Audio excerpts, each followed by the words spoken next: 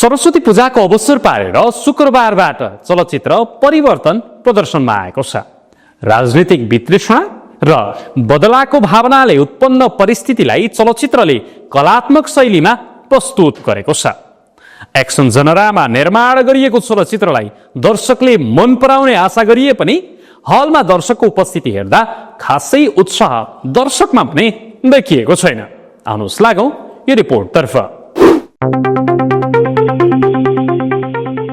सरस्वती पूजाको अवसर पारेर चलचित्र परिवर्तन सिनेमा हलहरूमा प्रदर्शनमा आएको छ। देशव्यापी रूपमा करिब 150 शो सहित चलचित्र प्रदर्शनमा आएको हो। यस चलचित्रमा सुशील श्रेष्ठ, अञ्जना बराइली, करिश्मा मानन्दर, सरोज खनाल, बुद्धि तामाङ, हेमन्त बुढाथोकी, सुभाष मेचे लगायत कलाकारको अभिनय रहेको छ। एक्सन लभ स्टोरी कथामा निर्माण भएको चलचित्रलाई विजय केरुङले निर्देशन गरेका हुन्। चलचित्रलाई दीपक शिवाकोटीले निर्माण गरेका हुन् भने यस चलचित्रमा निर्माता दीपक शिवाकोटीकै कथा, शिवम अधिकारीको पटकथा तथा संवाद लेखन भएको छ।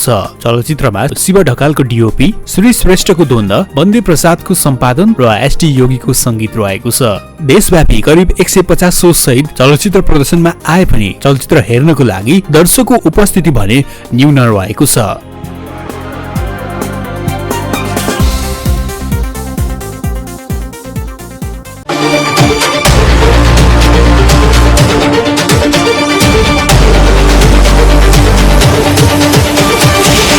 फिल्मी अड्डा, गसिपदेखि बक्स अफिससम्म।